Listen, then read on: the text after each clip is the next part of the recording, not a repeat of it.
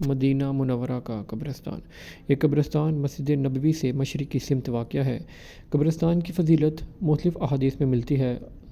ان میں سے ایک حدیث آپ صلی اللہ علیہ وسلم نے فرمایا، مفہوم کہ جو شخص مدینے میں مرے اور بقیع میں دفن کیا جائے وہ میری شفاعت سے ممتاز ہوگا۔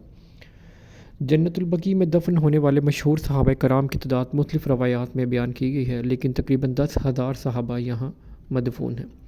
جنت البقیع کو بقیع الغرقد بھی کہا جاتا ہے کیونکہ اس علاقے میں غرقد نامی کانٹے دار درخت بکثرت پائے جاتے تھے۔ جنت البقیع میں سب سے پہلے دفن ہونے والی خاتون حضرت اسد بن زرارہ کی والدہ تھیں، جن کا تعلق قبیلہ خزرج سے تھا۔ اس قبرستان میں سب سے پہلے دفن ہونے والے صحابی حضرت عثمان بن مظعون رضی اللہ تعالی عنہ تھے۔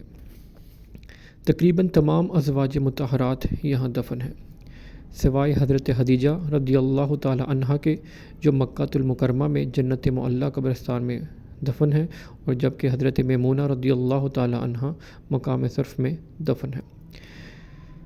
اہل بیت اطہار کی قبریں اس قبرستان کی سب سے بڑی خصوصیت ہے، خاص طور پر حضرت فاطمہ الزہرا، حضرت امام حسن، حضرت زین العابدین، حضرت امام محمد باقر، حضرت جعفر صادق رحمہ اللہ یہاں دفن ہیں۔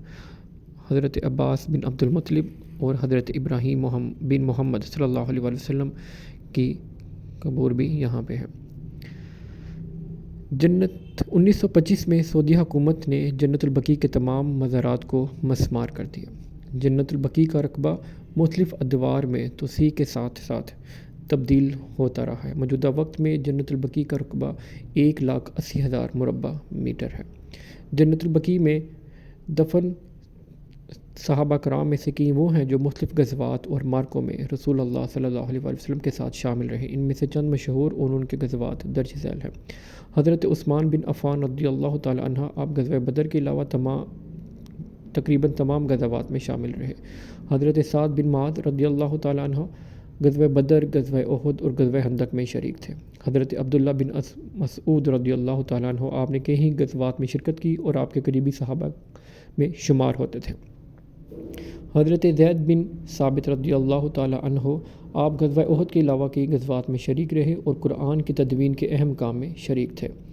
حضرت عبد الرحمن بن عوف، آپ غزوہ بدر، احد، خندق سمیت تقریباً تمام اہم غزوات میں شریک رہے۔